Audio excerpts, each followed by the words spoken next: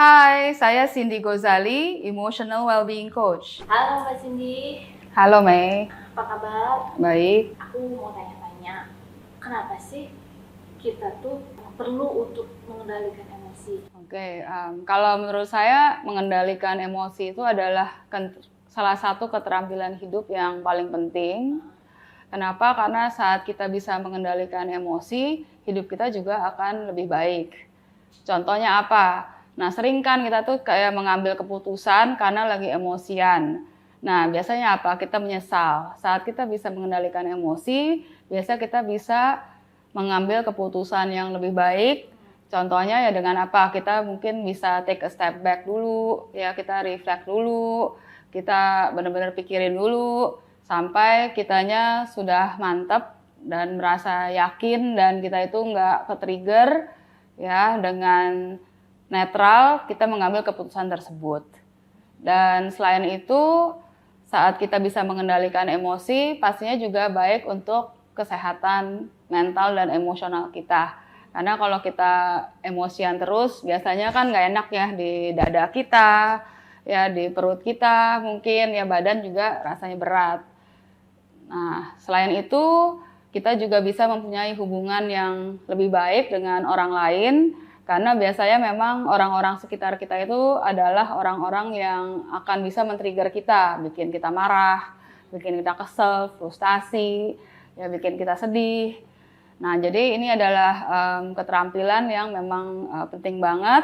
Dan yang terakhir tentunya dalam pekerjaan kita, ya kalau kita mau mungkin mempunyai karir yang baik, ya selain kita juga harus pintar dan rajin, kita harus bisa mengendalikan emosi supaya kita juga bisa mempunyai hubungan yang baik dengan tim kita, dengan pemimpin kita, dengan klien kita, dengan siapapun juga yang kita temui.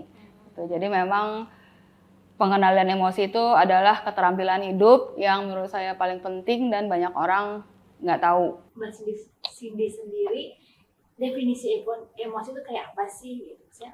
Emosi itu apa? Gitu. Oke, jadi aku jelasin mungkin dari foundationnya dulu, dari awalnya.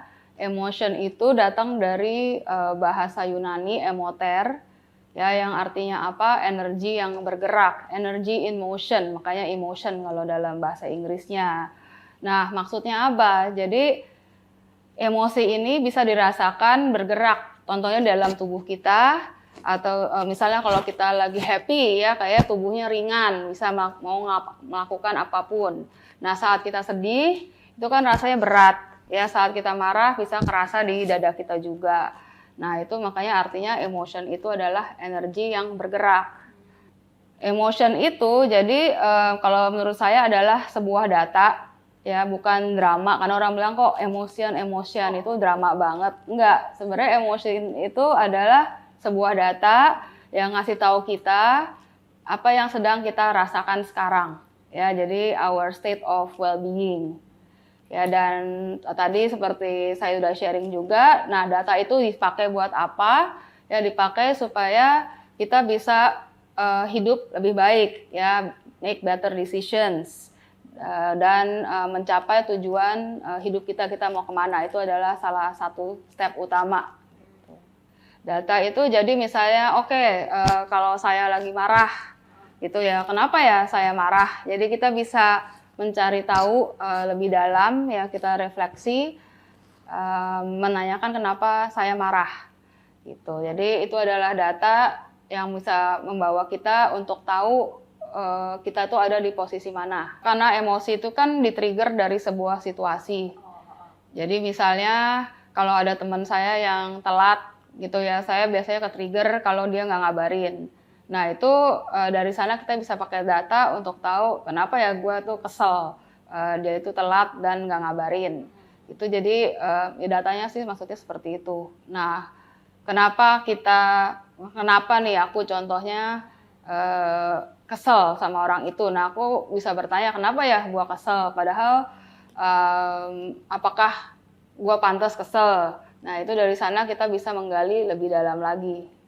Misalnya bisa kasih contoh nggak Mbak Cindy, gimana sih kemampuan untuk mengendalikan emosi itu bisa membuat perbedaan besar dalam kehidupan seseorang?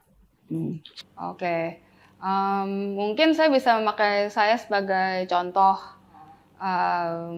Misalnya rasa cemas, ya sebagai seorang entrepreneur, ya mungkin saya sering merasakan cemas karena banyak hal, ya misalnya dari urusan bisnis, ya sales, dari urusan cash flow itu suka membuat saya merasa cemas. Nah saat saya merasa cemas, biasanya itu membuat saya nggak bisa bergerak, ya nggak bisa berpikir jelas, dan rasanya nggak ada jalan keluar. Ya, nah saat saya memproses rasa cemas ini, ya saya juga bisa lebih clear, juga rasanya lebih ringan, dan bisa melihat bahwa sebenarnya banyak banget ide-ide ya atau jalan-jalan yang bisa saya pakai ya untuk memperbaiki ya bisnis saya gitu. Nah, makanya saat kita bisa mengendalikan emosi ya, mengatur emosi itu bisa mengubah decision kita, action kita. Nah, makanya hidup kita bisa lebih baik. Mbak sendiri punya tips atau teknik khusus nggak untuk mengendalikan emosi? Oke, ya saya akhirnya setelah bertahun-tahun mempunyai teknik yang akhirnya saya sebut the 5 C's of Emotional Management. Ya, 5C bagaimana mengendalikan emosi. Nah, ini step-stepnya membantu saya banget ya dari awal sampai akhir. Yang tadinya cemas, ya akhirnya lebih tenang. Nah, mungkin saya sharing ya 5C itu apa. Ya, jadi yang pertama adalah check-in. Ya, check-in itu apa? Sesuai namanya ya kita ngecek apa yang dirasakan saat ini.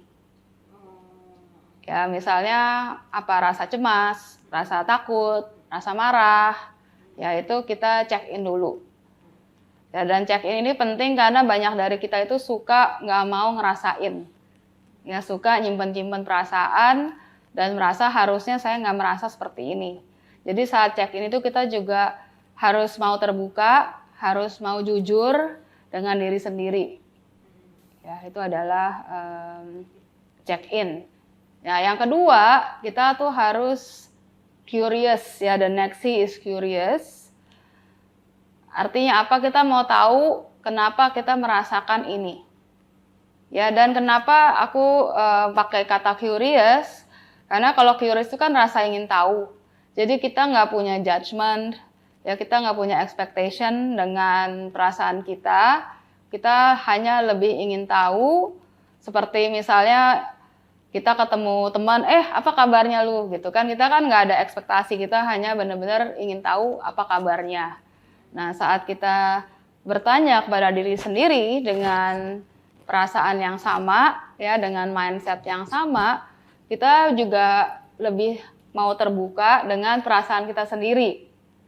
Ya jadi misalnya kenapa saya cemas, ya kenapa saya marah, ya itu kita cari tahu dari curious ini. Ya misalnya, saya marah ya karena teman saya trigger saya, ya, datangnya telat, gitu, makanya saya marah.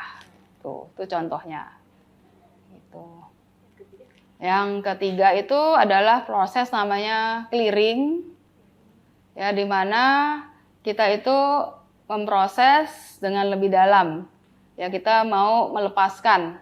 Dan kita juga bertanya apakah ini sebuah repeating pattern, ya pola yang berulang, ya apakah rasa marah ini memang udah selalu sering datang, ya karena kadang bukan kadang ya seringnya sih biasanya kalau kita masih ke-trigger dengan sebuah emosi, yaitu karena banyak situasi sebelumnya yang bikin kita itu ke-trigger dan belum kita proses. Jadi rasa marah ini misalnya sudah cukup lama, rasa cemas ini sudah cukup lama, tapi belum kita proses. Oke, yang keempat adalah correlation, di mana kita bisa lebih dalam menggali lagi apa sih hikmah, apa sih pelajaran yang aku dapat dari experience ini. Ya, jadi contohnya tadi kalau misalnya kita itu marah, ya karena teman kita udah janji, terus menghilang nggak ada kabar. Ya, nah itu kita tanya, apa sih hikmah dari kejadian ini? Hikmahnya itu adalah, oke, gue tuh ke-trigger banget karena sebenarnya gue tuh udah geser-geser janji-janji gue yang lain, ya, untuk teman gue ini. Ya, jadi ya gue kesel banget, setelah gue istilahnya ngasih waktu buat dia, terus dianya juga nggak ngabarin. Nah itu apa hikmahnya? Sebenarnya hikmahnya itu balik lagi ke diri kita.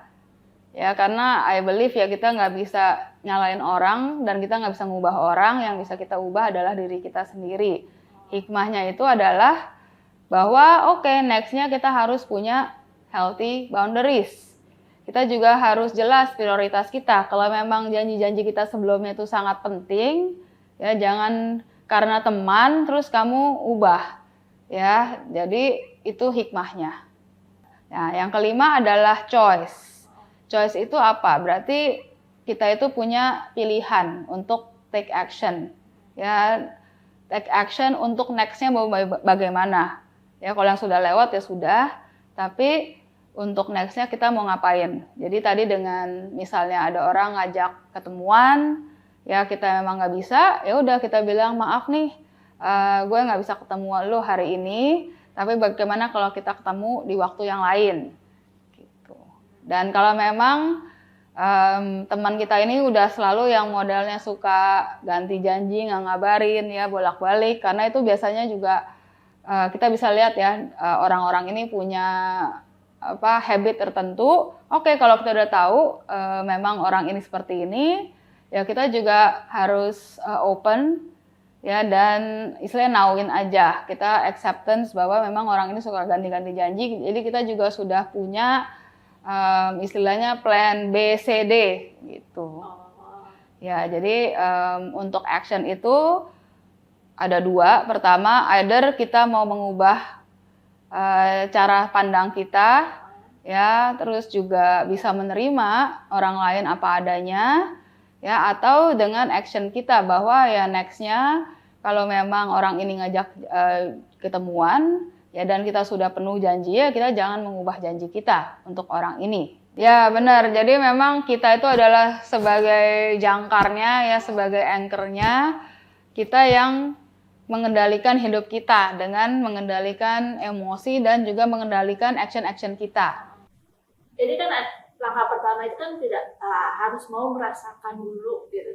Kalau ada orang yang ini nggak mungkin gitu, enggak gitu. Yeah. Kalau udah begitu gimana gitu supaya kita bisa masuk ke cara mengendalikan emosi ini. Itu kalau maksudnya apa sih yang komentar Mbak Cindy lah kayak gitu. Kalau ada orang kayak gitu kayak gimana? Oke, ya memang kalau orang nggak mau mengakui itu sulit. Ya, tapi kalau kita membantu teman-teman kita yang seperti ini, ya mungkin kita bisa tanyakan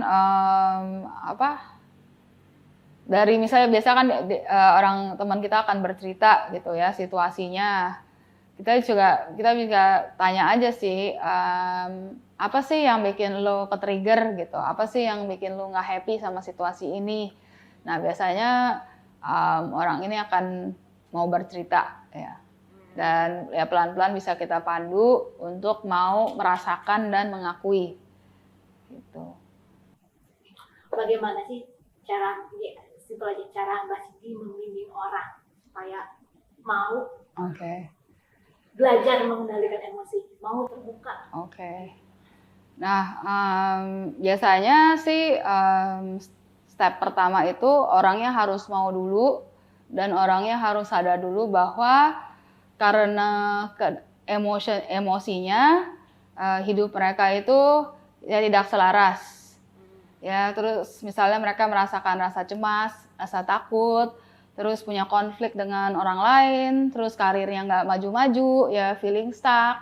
Nah dari sana kalau memang orang itu mau dan terbuka, nah saya mulai dari sana. Jadi dari awareness dulu. Ya, sadar dulu dengan emosinya. Ya, oke, saya udah merasa seperti ini. Nah, biasanya aku bantu gali lagi lebih dalam dengan assessment mengenai emotions. Ya, misalnya assessment untuk tahu seberapa dalam dia sadar dengan emosinya. Terus bagaimana cara orang ini mengendalikan emosinya. Dan juga apakah ada kejadian-kejadian ya pola-pola emosi, pola-pola di masa lalu ya yang membuat orang ini emosinya tidak stabil. Ya, gitu. Dan susah mengendalikan emosinya. Gitu. Jadi step keduanya pertama awareness, terus assessment. Nah, assessment ini juga sebenarnya bagian dari awareness, tapi dari sisi orang ini untuk mau menggali lebih dalam, ya, dan juga akan membantu saya untuk melihat bagaimana saya bisa membantu dengan lebih baik. Kita lihat dari aspek-aspeknya, gitu. Nah, dari assessment saya akan membantu menggali dengan 5 C's, ya. Kita biasanya memilih satu emosi dulu, apa yang mau diproses, apa yang mau di healing, ya, diregulasikan. Nah, dari sana saya akan memberikan tools-tools bagaimana bisa meregulasi emosi. Yang pertama misalnya ada beberapa tipe pernafasan, ya, ada deep breathing, ya, ada box breathing, ada 2-to-1 breathing technique, ya, dan juga toolsnya adalah self coaching, ya, jadi bertanya kepada diri sendiri dan juga melakukan meditasi sendiri, ya, di mana di sesi saya juga akan membimbing dengan sesi meditasi, ya. Kenapa? Karena dengan meditasi kita menutup mata, ya, dan jadi kita benar-benar fokus kepada diri sendiri dan emosi kita dan situasi kita. Nah, dari regulasi ini, dari sana saya juga bisa mereview lagi, dan yang terakhir biasanya sesinya kita menggali lebih dalam dan membantu membuatkan planning, ya, daily habits, supaya setelah sesi mereka bisa melakukannya sendiri dan bisa mengerti bagaimana caranya memproses emosi dan mengendalikan emosi, ya, di setiap saat di mana aja apapun situasinya. Feeling dengan kondisi seperti itu, bagaimana Mbak Sini menghadapi situasi bahwa situasi orang-orang yang penuh emosi, yang ketemu emosi saat orang emosi yang tante itu, bagaimana Mbak Sini mengontrol diri sendiri, mengaturnya hal itu? Ya, kebetulan sih memang aku senang banget dengan topik emosi, dan selain itu bukan hanya topiknya, tetapi memang saya merasakan sendiri bahwa kalau saya bisa mengendalikan emosi, saya bisa master emosi saya, ya hidup saya akan lebih baik. Nah, makanya dan selain itu, selain bisa mengendalikan emosi, saya juga percaya bahwa setiap manusia itu kan unik dan mempunyai potensinya sendiri. Nah, biasanya saya melihat bahwa kita itu sebenarnya bisa mempunyai potensi, tapi kita belum memakai potensi itu secara maksimal. Ya, jadi semua itu tersimpan di dalam diri kita.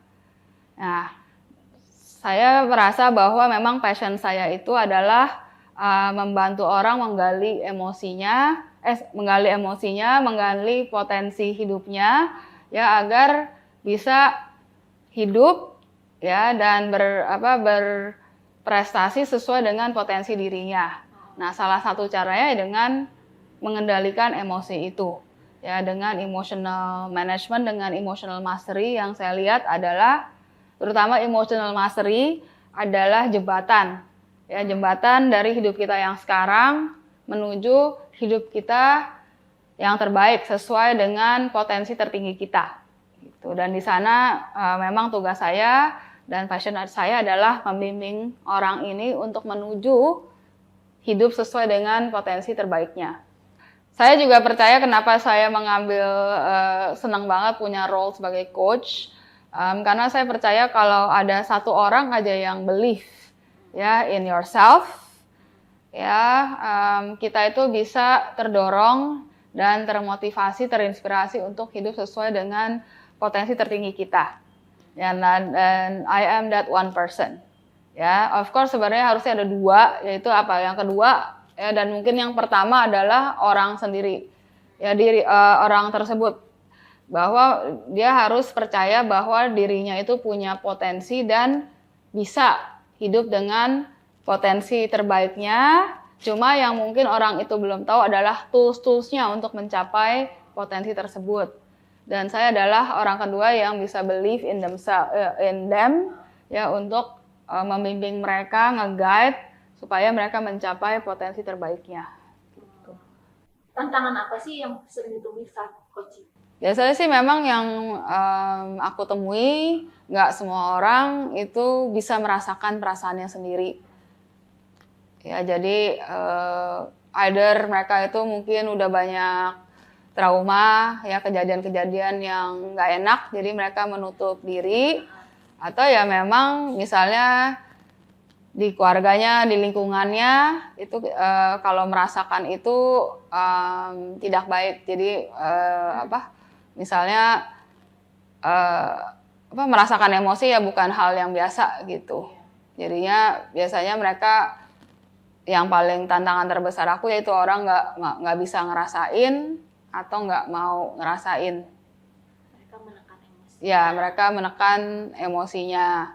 Nah, itu biasanya tantangan terbesar. Nah, dan itu biasanya ya aku harus nge-guide lebih lagi ya dengan again no expectation. Ya aku juga nggak maksa, I don't believe in forcing karena itu ada waktunya semua. Tapi aku sama-sama nge-guide ya dengan ya sangat gentle ya dengan compassion juga. Membantu orang ini untuk merasakan gitu. Nah, kalau nggak bisa juga merasakan, biasanya aku minta orang ini untuk sharing juga situasi-situasi yang bikin dia nggak nyaman. Nah, dari situasi ini aku juga bisa gali lagi, kenapa kamu nggak nyaman? Ya, terus ya tetap balik lagi gue tanya rasanya gimana? Ya, terus misalnya kita nggak bisa ngerasain, tapi badan kita itu kan bisa ngerasain. Jadi, dada aku nggak enak, perut aku mules, ya. Jadi kalau misalnya aku ketemu bos aku, bawaannya perut aku nggak enak terus. Nah dari sana aku bisa menggali lebih dalam emosinya. Jadi harus tarik dulu ke belakang, ya muter dulu istilahnya, baru aku balik lagi ke emosinya, gitu. Terus ya tadi aku mau tanyakan gimana sih kita kan sehari-hari pasti di kantor lah udah stres lah, udah apalagi mikirin bukan cuma pekerjaan, mikirin ekonomi segala macam, dulu mikirin nanti di jalan kayak gimana macam-macam deh itu. Berarti kan itu suka bikin orang stresnya bukan hanya stres saat bekerja tapi juga stres lama-lama numpuk akhirnya burnout gitu. Kan orang suka ngomong burnout, kalau udah burnout itu gimana sih caranya kita mensortir emosi, kita mengendalikan emosi, karena kalau udah burn out orang nggak mau mikir. Ya benar, kalau kita udah burn out itu istilahnya udah kondisi yang paling berat, karena burn out itu datangnya sebenarnya awalnya dari stres. Ya stres yang nggak diurus, ya stres yang nggak dikendalikan, akhirnya jadi burn out.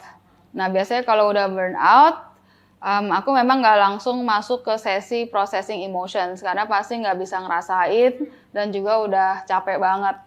Ya biasanya aku ngajaknya kita sesinya relaxation aja. Ya misalnya dengan sleeping meditation kah, ya dengan latihan pernafasan aja kah.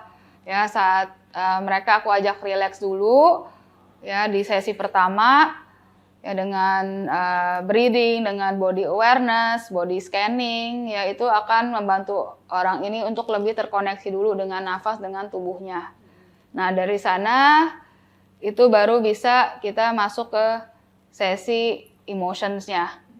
Ya dan sebelum sesi emotions-nya pun biasanya aku akan bertanya dia punya schedule, dia punya habit, ya sehari itu ngapain aja, ngurusin apa aja, ya terus tanggung jawabnya itu apa aja, ya karena dari pengalaman saya kalau orang itu burn out biasanya nggak ngurusin diri sendiri aja, ya tanggung jawabnya tuh banyak banget, misalnya pemimpin perusahaan, udah gitu seorang ayah, ya yang harus ngurusin keluarganya, mikirin gimana nih finansial keluarga.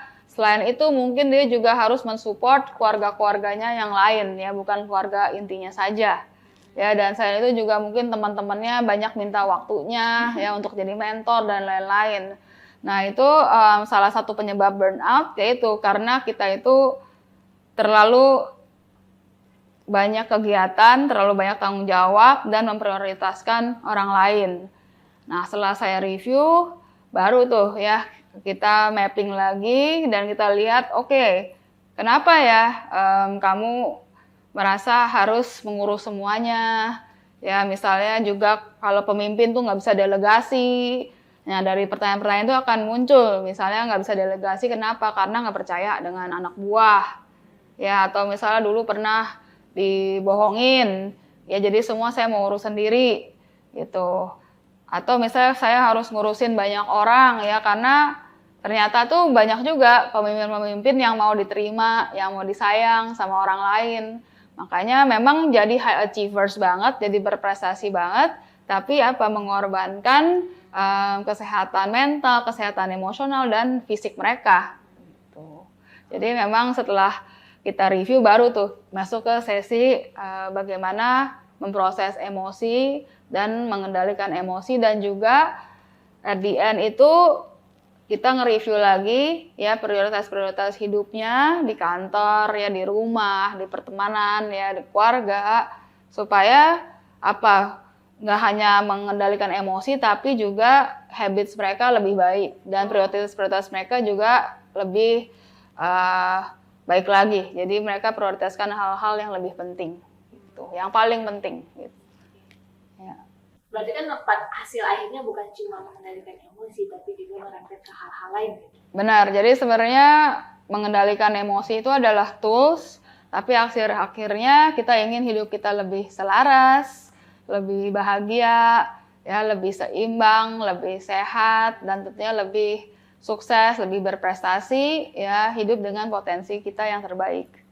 Kalau ada satu hal yang bisa audiens praktekin sekarang, gitu, mulai sekarang untuk mengendalikan emosi, satu hal apa sih yang paling efektif adalah misalnya memakai waktu 5 menit aja ya untuk menutup mata, untuk bernafas ya dengan dalam dan perlahan, dan menanyakan apa yang saya rasakan saat ini. Ya, dan tanyakan kenapa saya merasakan ini. Ya, kalau bisa itu aja secara berkala itu akan sangat membantu, karena saya percaya kalau kita mau mengendalikan emosi ya ada hal-hal konsisten yang harus bisa dilakukan ya setiap saat, ya setiap hari sudah harus selalu dilakukan. Dan check-in ini ya punya waktu untuk diri sendiri, bahkan hanya 5 menit pun misal dilakukan di pagi hari atau sebelum tidur, itu akan sangat membantu banget untuk mulai building that healthy habits ya untuk mau mengendalikan emosi. Apa sih kesalahan umum orang yang dilakukan orang, yang paling umum yang dilakukan orang ketika mencoba mengendalikan emosi? Biasanya sih memang orang itu takut mengakui perasaannya karena takut dianggap lemah, ya takut dianggap baper, takut dianggap drama, ya jadi kesalahannya terbesar yaitu nggak mau mengakuinya.